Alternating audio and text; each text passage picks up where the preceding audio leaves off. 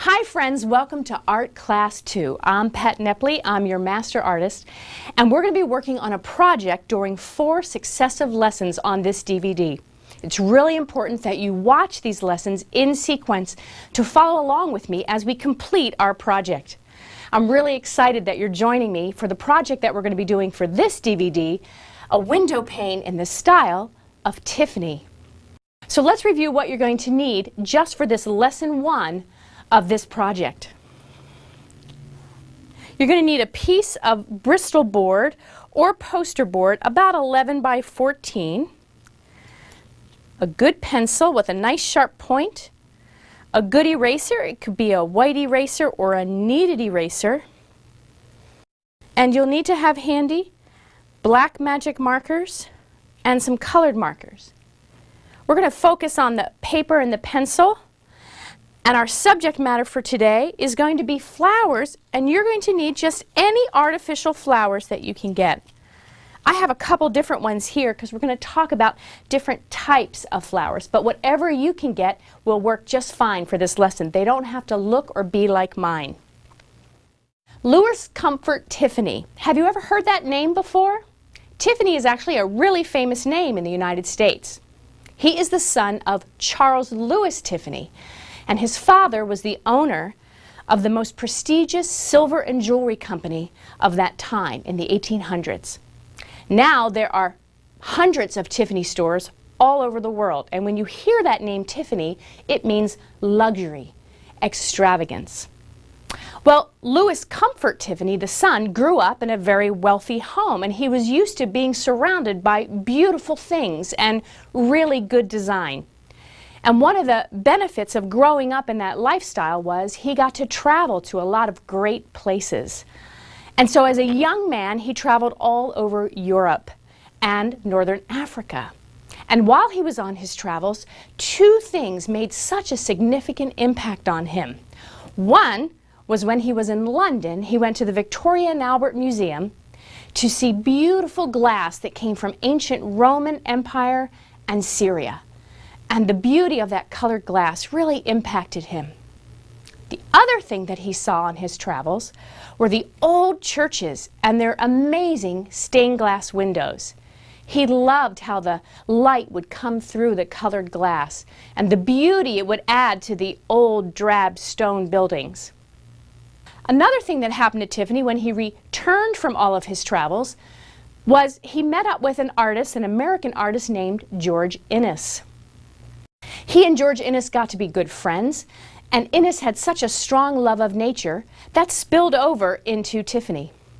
Take a look at one of George Inness's paintings. See how beautiful the trees are done. See how lush the painterly style is. And so that started Tiffany's lifelong appreciation of nature. Now, God made us a beautiful world. I hope you get to appreciate nature. Don't just walk through a park or woodlands or a forest. Really take in all that's around you. Look out your window where you are right now. Hopefully you see some piece of nature. That's all from God, an amazing creation from Him, so I hope you get to really appreciate it. That was something that was instilled in Louis Comfort Tiffany. So with this appreciation of nature, he started to paint and draw, spurred on by his friend George Inness. And he was actually a pretty good painter. Take a look at this painting, one of very many that Louis Comfort Tiffany did, called On the Way Between Old and New Cairo. He had actually been to this part of Egypt himself. He saw the rich, warm colors of the desert. It's a really good painting. But between 1870 and 1880, in that period, there was a lot of really great artists of America, and so he didn't feel that he had distinguished himself. His painting was good, but he didn't feel it went a cut above. And Tiffany was always in the pursuit of beauty. He really wanted to make a name for himself outside of his father. He wanted to be successful, but he didn't want to go into his father's family business of silver and jewelry. He wanted to make a name on his own, and he wanted to use his artistic skill to do it. What could he do that would be a different kind of medium, not painting, that would be a cut above, something no one else was doing, something really unique? And this is when he remembered his love of colored glass. Those beautiful Roman and Syrian glasses he had seen, the vases, the boxes, and those amazing windows that he saw. Do you have any stained glass windows in your area? Have you been to a synagogue or a church? Have you seen some beautiful stained glass windows? They usually tell a story or are in memory of someone. So Tiffany decided he was going to paint in colored glass, and he was the best at it. He had started a new movement, a resurgence of enjoying stained glass windows. And here's the difference with Tiffany. Tiffany decided to use nature as his primary subject matter, and that's what we're going to be doing today. Of course, we're not going to be working in glass. That's a little tricky and takes a lot of time and probably not safe to do at home.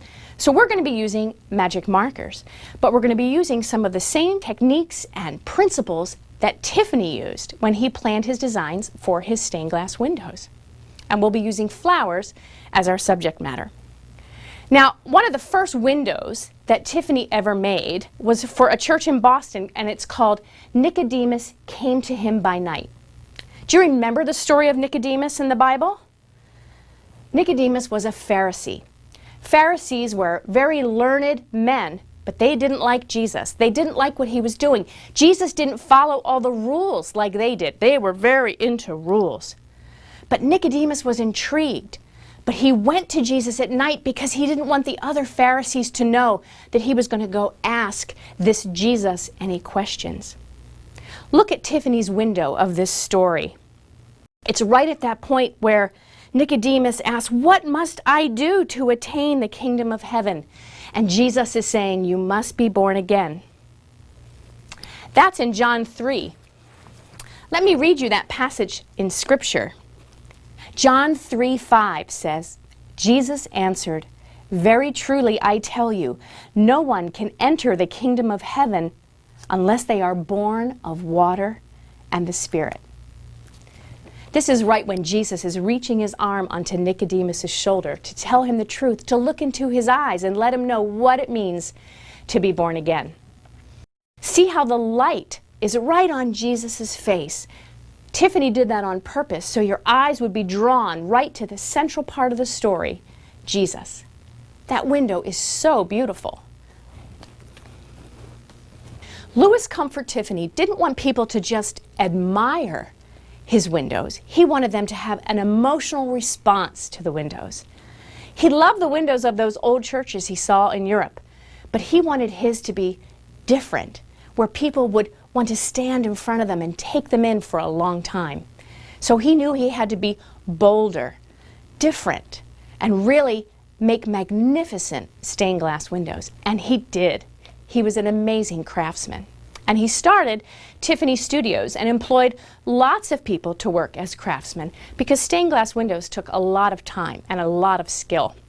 And so he became a prominent glass studio owner. The cool thing is, Tiffany didn't just focus on church windows. He wanted art to be for all the people. So he started to make things that brought glass into the home. And one of the best ways to do that was through lamps. What makes a stained glass window so wonderful is when the light comes through and causes those colors to be really beautiful and brilliant. But not everybody could put a stained glass window in their home. They wanted clear glass so they could see out. So what would give light through colored glass? A lampshade. And so Tiffany and his craftsmen started to craft beautiful lampshades. Take a look at a few here. We have one that has some hanging flowers of wisteria.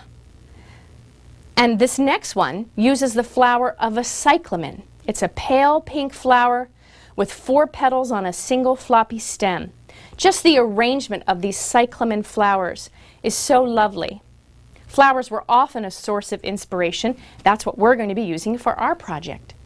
And this last lamp, notice it's daffodils, has very long, slender leaves.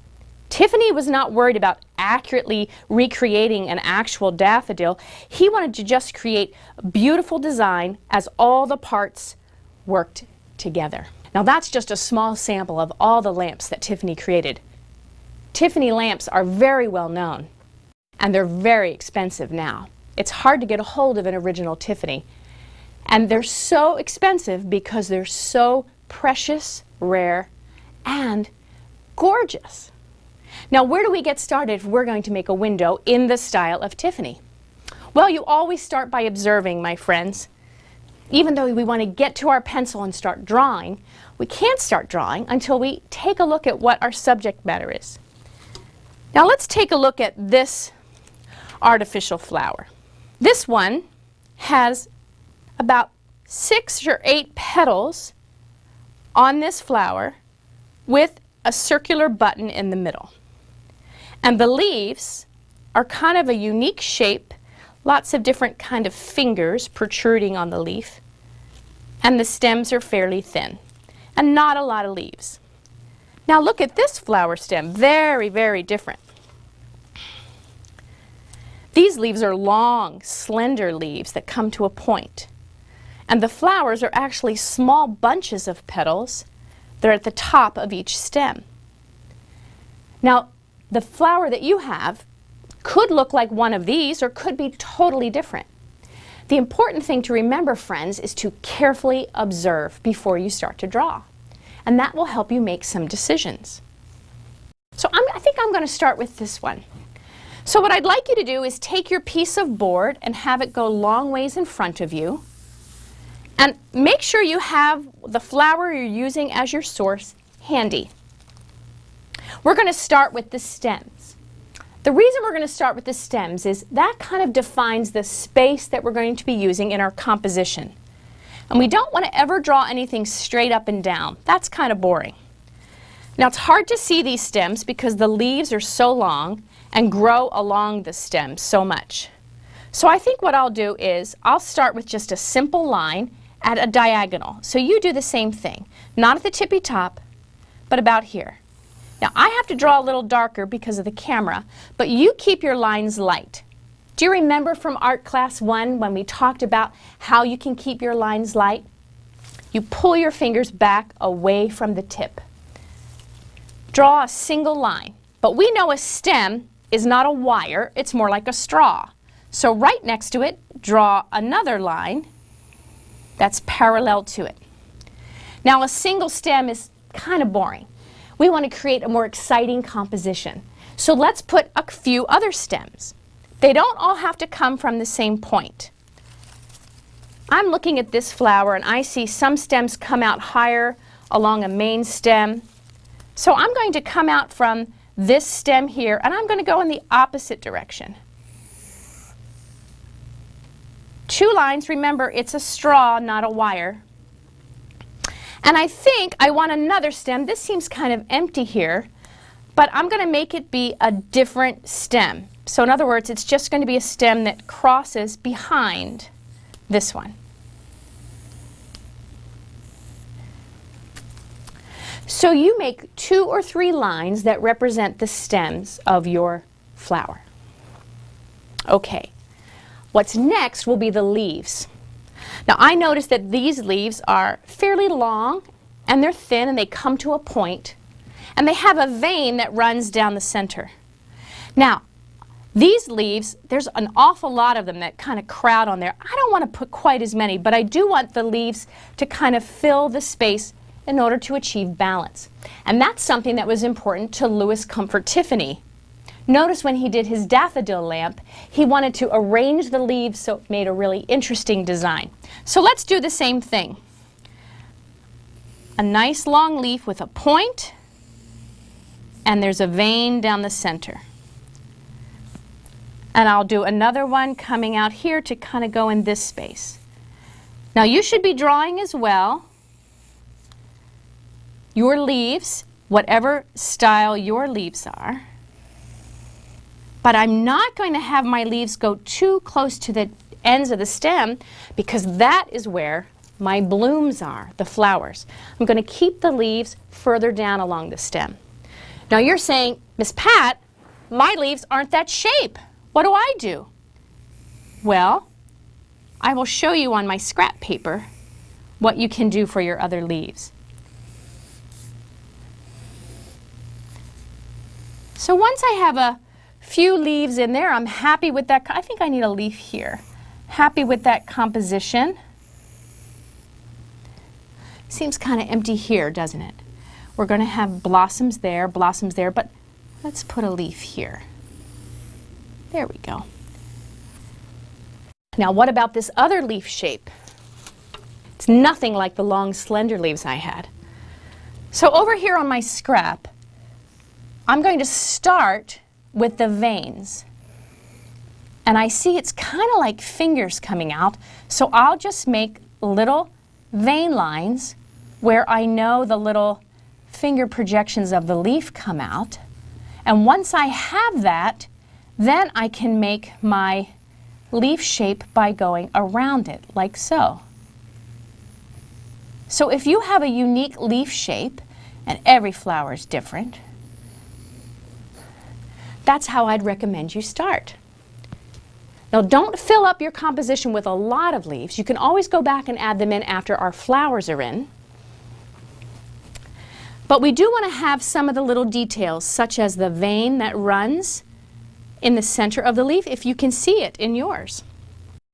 Now we're ready to work on the blooms or the blossoms of the flower. Look at this. This looks like it might be really complicated to draw, because it's actually, when I observe, which is always key before we draw, it's little tiny petals kind of all bunched together, like somebody squished them up on the top of the stem. Here's the important thing to remember, friends. You don't need to draw accurately and exactly. What you're going to do with this is to suggest. So because this has very small little petals that are bunched up on the stem, I want to get the general idea of the shape. So I'm going to make a central line that tells me the direction. Here's the central line, central line. I see that these petals head up and they're kind of oblong. So I'm going to make a bunch of shapes, kind of varied back and forth, that are just oblong up at the top. Actually, well, that was pretty quick. And when I look a little closer, there's these little tiny purple, they're like buds, little tiny purple buds. So I'm going to draw those just a little darker every here and there on the stem. And you can see it's just a suggestion of what this looks like. I'm not cut too much, because you know what? When you're looking at this blossom, you can't really see the distinct petal shape. They're kind of all bunched together. So I'm making a suggestion of the shape. Now, what if your blossom doesn't look anything like mine? You could have a rose or a daisy. You might have a tulip in front of you. Well, let's take a look at this shape. This is a very common shape. This is a button center flower. There's lots of button center flowers. So when you have something like this, I would suggest you start with the button. Try and get the right size for your scale. These petals kind of have frills on the end, and I can see very clearly how many there are. There's 8. So I would make a very light X across my button, and that will be the first 4 petals. And they're kind of frilly at the end, like this. Look at your petal shape. Yours could be different. Yours could be not as frilly. And the second layer of petals are kind of the same shape, they're just underneath it.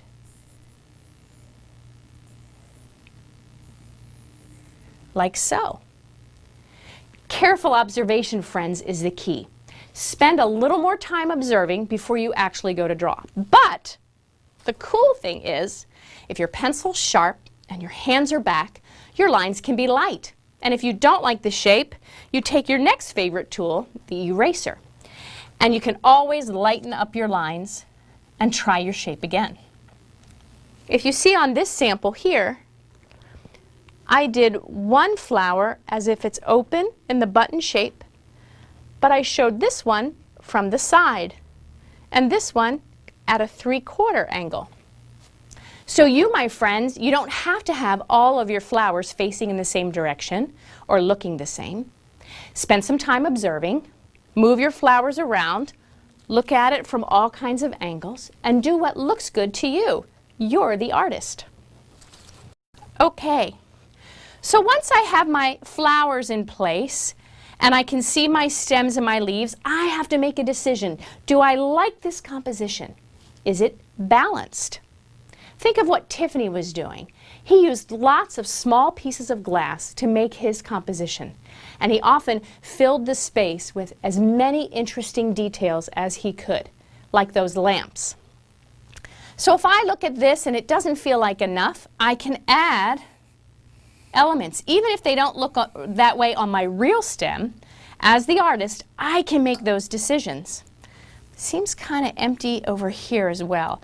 I think I'll have another leaf coming out from the stem right there. So I'll add that one last leaf, and I think I'm happy with that composition. There's enough going on, it's balanced, it's not too cluttered or crowded. So I think I'm satisfied with that. And that's it for this particular lesson of our project for our window pane in the style of Tiffany. So join me for lesson 2 and we'll continue on towards our project. I'll see you next time.